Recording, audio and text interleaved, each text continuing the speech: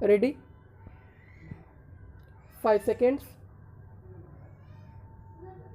Start. I should like now to make a few observations on the budget.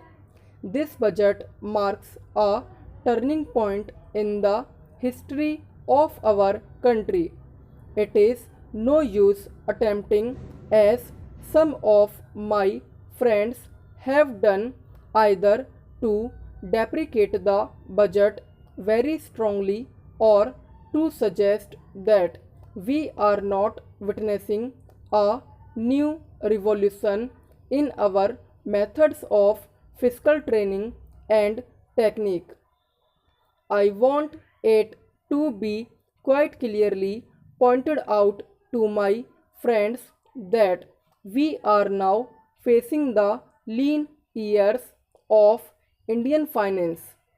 Hitherto, we had revenue surpluses which were a form of public saving and which were meant to be utilized for capital development.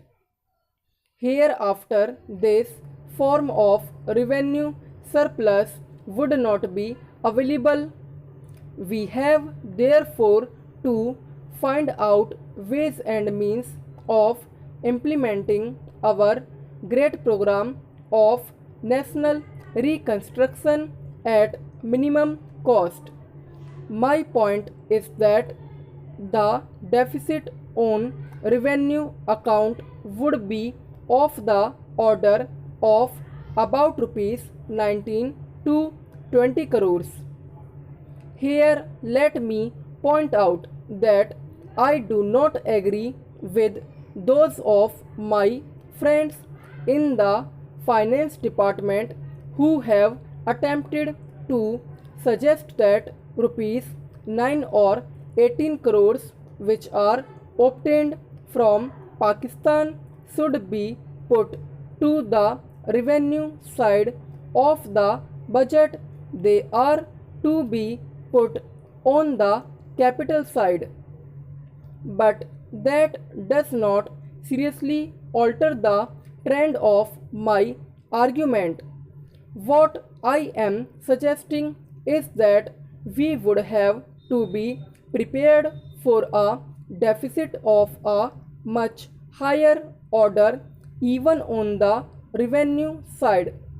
That itself should make us realize that there are very many problems which we have to face and that we have to undertake ways and means of increasing the resources of our country so that it might be possible for us to have a greater amount of surplus or a greater amount of public saving for the purpose of financing capital development.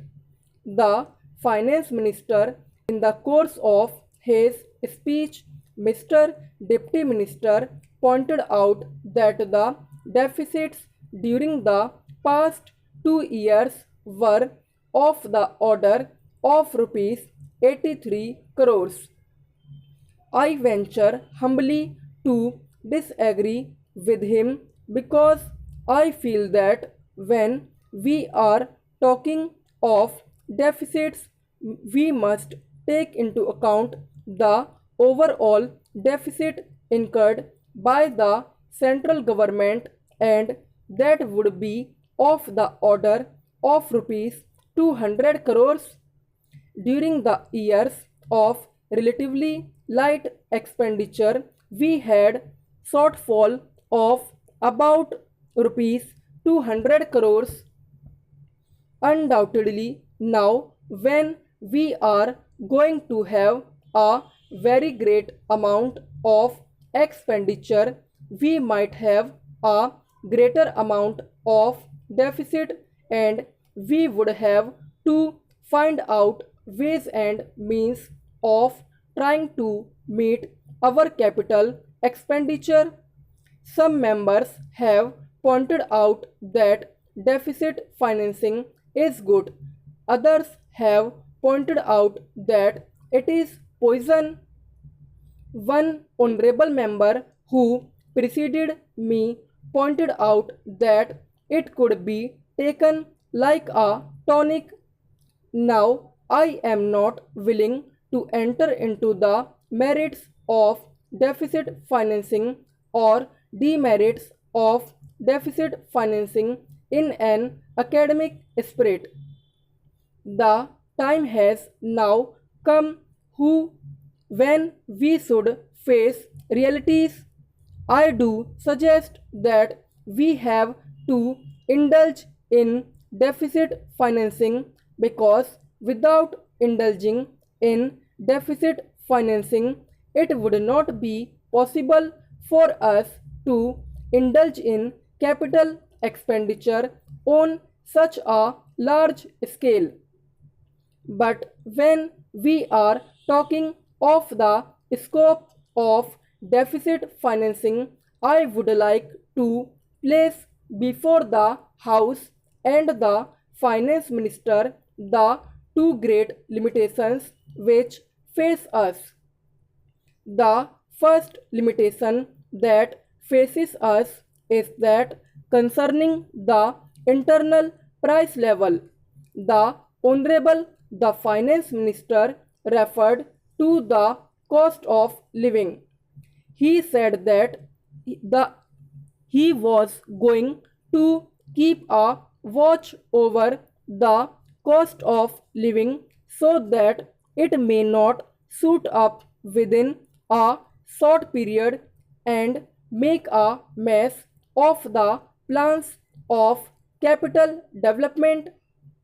But there is another limitation which has also to be borne in mind, a limitation which has not received as much notice as it should have done in all the discussions that have taken place on deficit financing. That limitation is the external limitation or the limitation which arises on account of our balance of payments position.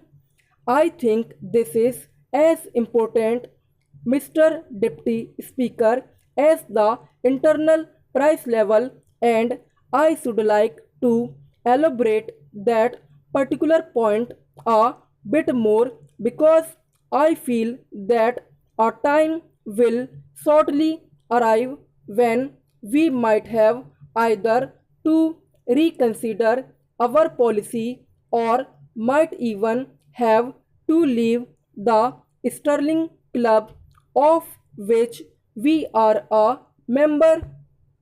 The second serious limitation is as serious as the first. What would be the consequences of deficit financing on our balance of payments? The finance minister in his budget speech points out that so far as the balance of payments position is concerned, they have now, whether it is by accident or design, a favorable balance, and they have contributed about rupees 63 crores to the dollar pool during the past 6 months. But the moment we indulge in deficit financing, we have to be prepared for worsening of our balance of payments.